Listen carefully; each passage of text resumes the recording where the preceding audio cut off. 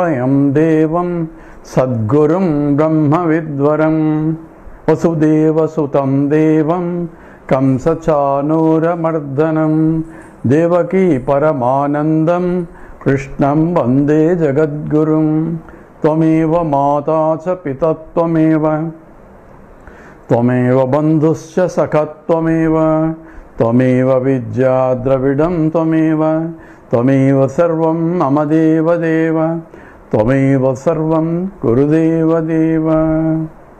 Hari Om. We are doing the 15th chapter of Panchadashi. It's the Brahmanande Vishayananda. The happiness that one gets even outside is only tapping from the same source. So only you are going a roundabout way to get that happiness. So if you look at everyone's goal in life is to be happy. So if you look at it in the Google and ask for what is happiness, how to be happy, and if you ask all that, they give different types of theories. Happiness in relationships, happiness in desire fulfillment, and happiness in dreaming something and getting what you want to do, that's happiness. So in all those things, getting something, going somewhere, and all that is a measure of happiness. And the more you achieve, the more you are happy. The more wealth, more you are happy. And in all those things, they have different degrees of or explanations of happiness also. And everyone is in the state of where trying to define happiness in terms of Vishayananda. What is that Vishaya? Is if people say this is whatever you dream and want to get it, that is the Vishayananda. When you succeed, then you get happiness. Therefore, dream high and achieve that. So problem is, as long as I am not achieving and trying to achieve, there is a rajasic mind. I want to achieve. As long as the state mind is in the state of acquiring, aggrandizing, or in that mood, then you have no happiness, because he calls it as a ghora vritti. That's called rajasic state of mind. Once you achieve, there is a different story that will come back again. And in the tamasic state, bhayam, the fear I won't get it. So fear, I don't know how I'm going to answer it. So a lot of students have the problem. When they go to exam, they are afraid of how they are going to answer it. And half of the fear of what's going to be exam itself is a problem, and they will not be able to answer properly, even though they have learned it, because the mind is in the agitated state, not able to recollect what has been studied, because the mind in the agitation cannot even recollect anything. And that is why a lot of people study hard but do not succeed, whereas one fellow who studies a little bit, understood what it is, and keeps playing around and doesn't have much, but he can succeed very well, because his mind is in the state of calm and quiet, where the process can take place, recollection and all. That is essentially sattvic state. And here he is defining that whenever, even when is in the gruha as well as the kshetra, people trying to build a house and own the house, and the lot of struggle to become a house owner, a land owner, or owner of from property or other, there is the very desire to acquire. Until you acquire, you are restless, and that is the state of mind where one is not happy. So this is gruha kshetra kshetradi vishaye yadha kamo bhavet tada. So depending upon the desire for it, and rajasasyasya kamasya, when the desire arises in the mind, so the desire doesn't keep quiet, it results into the agitations in the mind. That's where the rajas comes into picture. Rajas is a state of mind in the agitation. That's just like the sea is in turmoil, where completely ocean is not calm and quiet, but the too many waves and all that coming in, and that is essentially same way the ocean of the mind is completely perturbed by the desire, and that is called rajasic desire. Rajasasya asya. So asya rajasasya kamasya. So when the desire starts coming in, and that desire will lead to the ghoratvat, because of the rajasic nature of that, there is no tatra there, no sukham, no happiness is there when the mind is in the agitated state. Nobody is happy when the mind comes in the I want it in that state. There is no happiness at all. And how do we get these desires and all that? Krishna gives in the second chapter of Gita is how a mind, a sattvic mind, can become even a rajasic and tamasic and all that in the hierarchy there. It says jayato vishayan pumsaha sangasto shupajayate sangat sanjayate kamaha kamat krodho vijayate krodhat bhavati sammohaha sammoha sruti vibhramaha sruti bhramsa buddhinashaha buddhinasha pranasyati.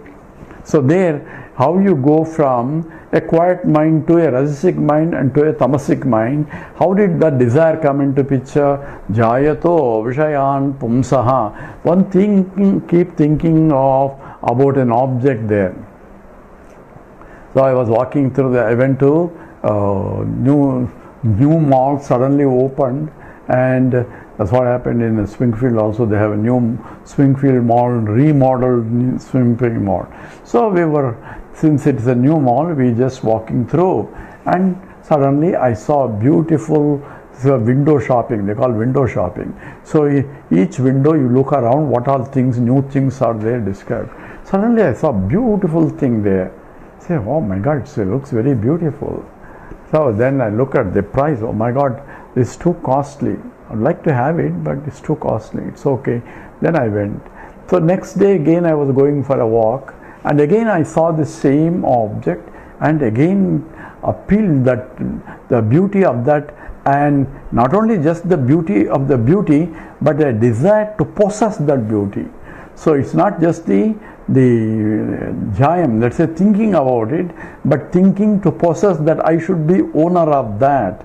That becomes a kama, desire. So jayato vishayan pumsaha sangaste shupajayate. Attachment comes in by constantly reflecting on it. When I go back again, I keep thinking of, hey, that's very good.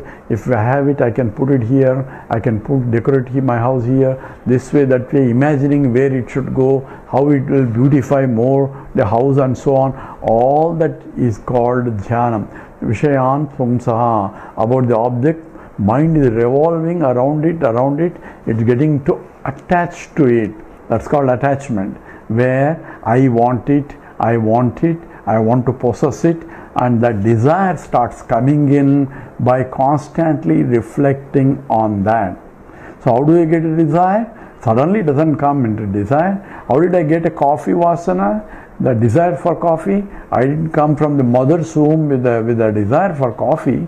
So it is an acquired taste. Once I acquire that, once I enjoy coffee, hey, this is very good, I'd like to have it. So I want to repeat that experience, and longing to repeat that experience of the same happiness that I got, and therefore keep thinking about it, learning how to make coffee and bringing coffee powder and making, oh my, it's good, it's really good. So if I keep repeating every day, by the fourth day or fifth day, I become addicted to the coffee vasana. Same way, any vasanas are by jayato vishayan pumsaha, constantly contemplating on it. Krishna says, brings attachment, develops, and the attachment results to desire. Kamat krodho vijayate. That's what we are going to talk here also. When the desire is not fulfilled, you get angry comes. Kama, krodha, lova, moha, mada, matsarya. These are the rajasic thoughts come into picture. Now it says, So desire to have a house, desire to possess a land, desire to possess a property, and this includes a power and position, promotions and everything. People are not happy with what they have, they want something else. Then that doesn't mean that should you stop and say, I am happy as I am, I don't want anything else. But you can be happy what you are. The desire to help others is not a rajasic thought. It may be comes under, depending upon the desire is attributed to the Lord. Whether help or not is a separate thing. So desire to teach, desire to do this, desire to loka kalyanam, the desire is not gives you agitations because you cannot but express yourself in that form. That's a jnani's desire. Even the other desire people, jnani who wants to evolve also, where you want to help others, even those desires will ultimately lead you to quietening of the mind also. We'll talk about it slowly here. We'll do 15 now. Sijjen navet yasti, sijjen navet yasti, dukkamasadau tat vivartate, dukkamasidhau tat vivardhate, sijjen navet yasti dukkham, asiddhau tat vivardhate, pratibadde bhavet krodho, pratibadde bhavet krodha, dvesho va pratikulatah, dvesho va pratikulatah. Together.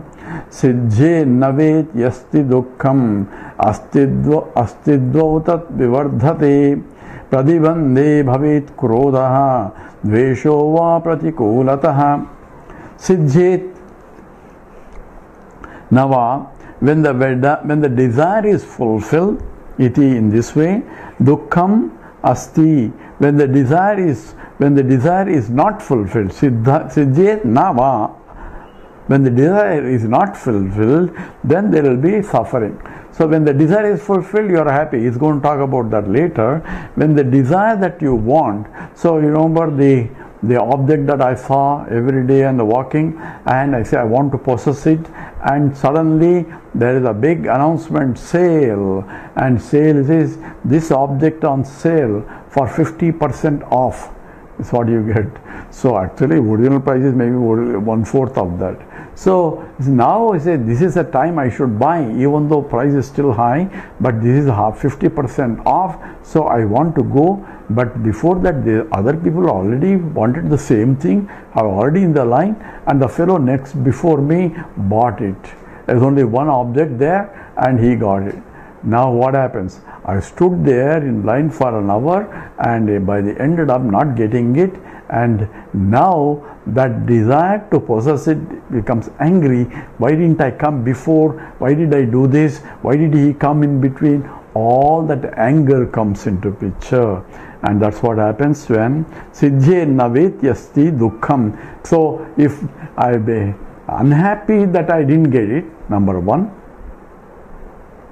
That's what here, people are unhappy when they don't get what they want. First of all, the action itself, people perform an action and expect a result, and the result doesn't come, then they are unhappy.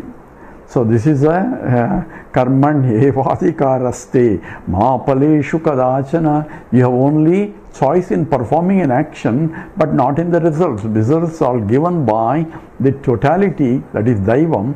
So it is karma paladata depending upon the action. So if I have a stone and I want to throw the stone, so I am in Chennai now, I want to throw the stone all the way to reach Bangalore. So I have that desire. So I want a stone, and I want the stone to reach all the way, and I am throwing it, it falls about few feet far.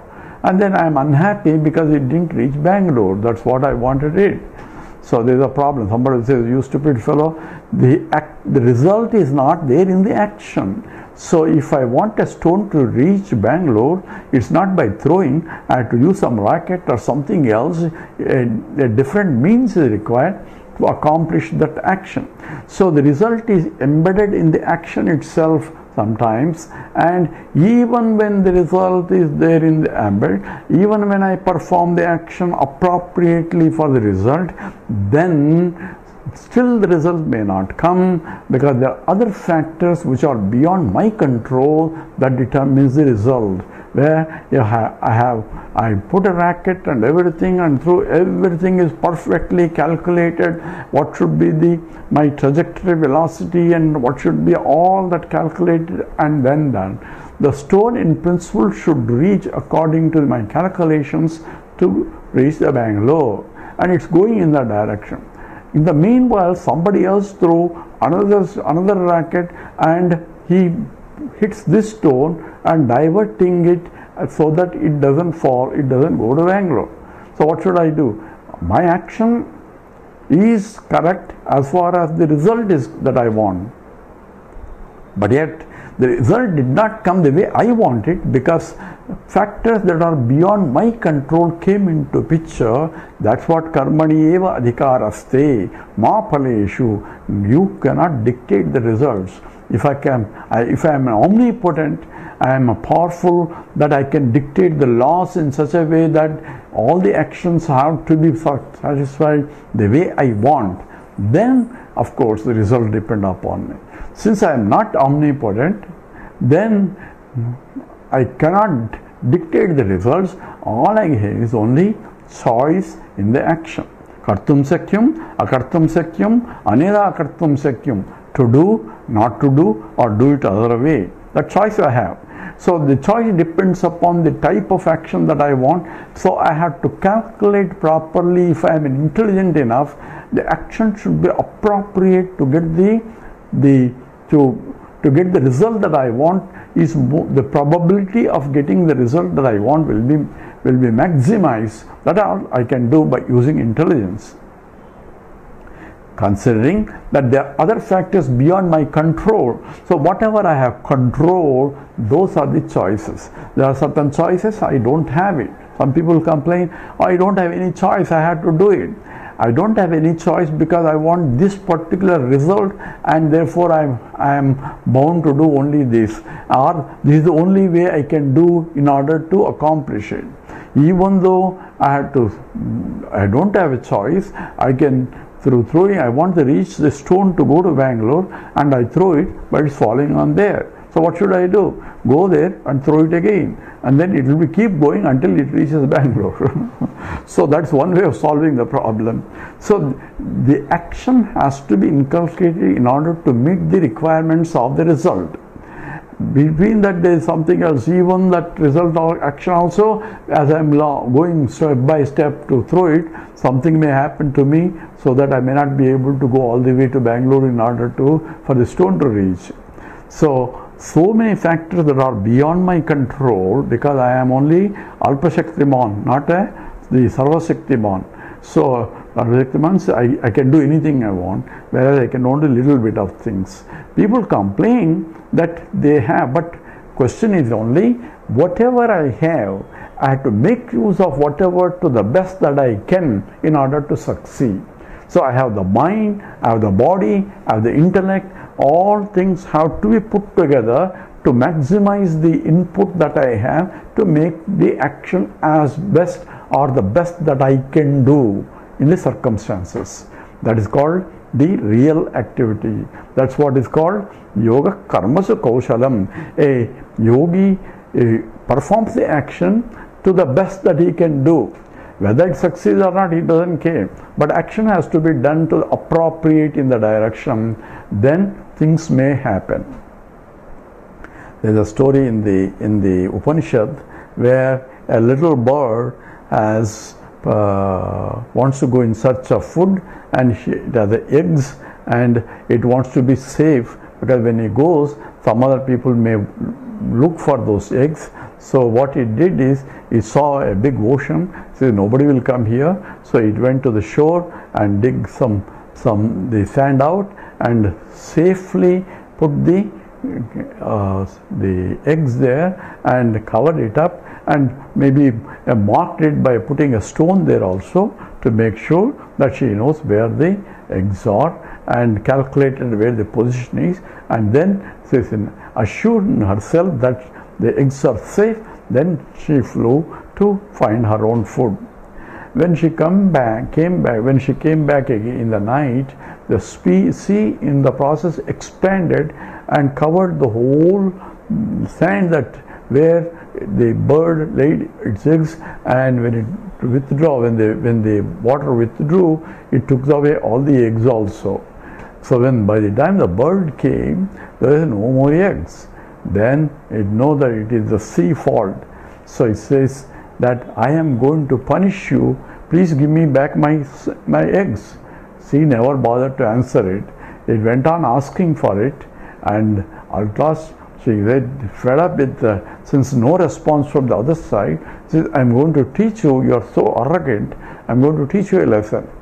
How is a little bird going to teach an ocean a lesson? He said, I'm going to dry you up. I'm going to put you somewhere else and take my eggs. So he took a little bit of water, went all the way there, deposited it there, come back and take a little bit more water and went all the way back and deposited it. Like that, it wants to empty this ocean and put it there. Back and forth, back and forth, back and forth without stopping. Day and night, it was doing that. Where is the bird? Where is the ocean? How much it can really dry? All that. But when Garuda was flying on that direction, and suddenly watched this bird going back and forth, back and forth, back and forth, and take water and depositing, it became curious. What is this fellow doing? After all, it's in his own species. So he came down, says, what are you doing? He says, please don't disturb me, I'm very busy right now. And so he took one more and said, hey, stop a little bit, what are you doing? Maybe I can help you a little bit. Okay, this is what I'm doing. This ocean has taken my eggs and it's not returning it. So I'm going to teach a lesson. I'm going to dry this ocean, put it the other side, collect my eggs so that the ocean will be punished for that. I said, what is way can you do it? So let me help you. Let me take water from. So Garuda started taking the water out of the ocean. The ocean got scared. So ocean appeared in the form, says, Garuda, please don't do it, because there are many life forms here, they get destroyed if you do it. So why did you take his eggs? Why don't you return his eggs? It says, your friend has deposited young. My nature is to expand. It's not my problem. It is your friend's problem. He is put in the wrong place to save his eggs.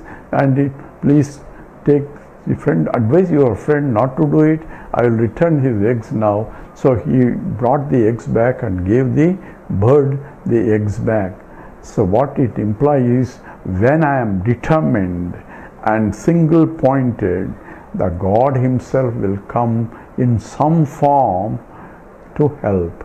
So one need not have to give up in terms of the, oh my God, this is such a big, it's impossible for me to take. If the right action, then inspired action, then the very action will inspire others for you to follow. But anyway, this is a deviation from here. So siddhye naveti asti dukkham. If I don't get it, I'm having a dukkham, suffering. Asiddhyau tattva vivardhate. So in the asiddhau, not having fulfilled, tat vivardhate, the anger, everything else will start increasing only. Pratibambho, in the pratibandhanam, that is the obstacles connected to it, that increases krodha bhave. So it results into the anger. So desire will lead to anger. So that's what Krishna says. The dhyayato vishayan pumsaha sangasteshu pajayate sanga sanjayate kamaha. Sanjayate kamaha means desire has come. So kamat krodho vijayate. From the desire, the anger, people are angry because they are not getting what they want. They think they deserve it and they don't get it. That's a problem. And anger comes only if you think you deserve it and you don't get it. That's an anger, and that's essentially the people krodhaha bhavet. and that leads to dveshahava, or hatred, and I hate the other guy, other fellow came in between me and my promotion, and I want to get it, but this fellow came in between and suddenly got the first place and I am pushed out to the second place. All this comes into picture. This is not my problem, it is he has his own effort and he came. And some people get illegal means to come there and get it. This is what the problem is. I work for the promotion and I work honestly and I did a lot of work, but I didn't get it. Somebody else got it because he is brother-in-law of some the higher authority. So he was favored over me, or he comes from a different caste or different this that happens in India, and he got promoted but not. So what should I do? I get angry and I get this dvesham, hatred and all that. So what is it right or wrong?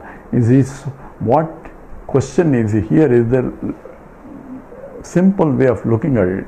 Because this happens to many people where they work hard, they study hard, they struggle hard, but they don't achieve what it is. So what should I do? Continue to work hard, because any other means is you are not going to get it. So by angry and krodham, you are only dissipating your energies into something else. Now concentrate more and say, I worked so hard but still I didn't get it. Still work hard only, because any other way is not going to. So the best approach is to continue to work, because whatever you get is what you deserve. That is the law. So how come I deserve really a promotion, not the other fellow? Other fellow doesn't deserve it. Other fellow was lucky enough to be born as a brother-in-law of that. You were not born as a brother-in-law of that. Therefore, he is lucky to get it. But you have to work by your effort within your means only. If not, even if the boss doesn't recognize it, somebody else will recognize it and will give you a job there, because that will never be a wasted, because you now learn the skill, and in the process you will succeed more. So even if I try hard, I'm taking a ball I want to put in the basket, I try and throw the ball, it just missed a little bit. Then should I give up and start crying? Says no, next time I have to readjust myself and do it again until I become perfect in my process. That's one way of looking at it. And even though I have done good and I'm not getting it because of some other reason and because I do not have those avenues that are available, and they are not legal means and they are also not appropriate, I go by straightforward. And wherever you do straightforward, even if other people are not appreciating, you are happy that you are doing the best. Lord in you will be happy. You offer everything to the Lord. Say, Lord doesn't want me to get promotion for different reasons. Because if I get promotion, then I have different responsibilities and different problems. So this may be what I want. So if I have assumed that it is a prasada buddhi, then one can evolve mentally. That's important, because a lot of time we struggle hard to get it and we don't get it, and other people get it by some other foul means, and then we get angry and all that. So all those things are appropriate maybe, but if I have any choice in the action, that I have to exercise to that maximum, and if I have means to complain about that, you can complain also. That choice also is there to process. If the complaint is taken, if the middle fellow has taken and somebody else, you can complain it, but also that have the repercussions of that also has to be borne in mind. So it's a continuous struggle of Brahma. So how did they say? You have to understand how Rama and Lakshmana, Ama and Lakshmana and all people evolved in the process of doing their duties. Rama didn't complain about this fellow. He has to go and kill until he freed his wife from the Ravana. So even though you are in the right path and all that, things will happen because of things beyond your control, but you have to face the problem, and that itself is the life problem also. We'll come back that again into the what happens when the anger comes and how unhappiness comes also. We'll continue that in the next talk. Om Purnamada Purnamidam Purnat Purnamudachyate Purnasya Purnamadaya Purnameva Vasishyate. Om Shanti Shanti Shanti. Harihi Om. Sri Gurubhyo Namaha. Harihi Om.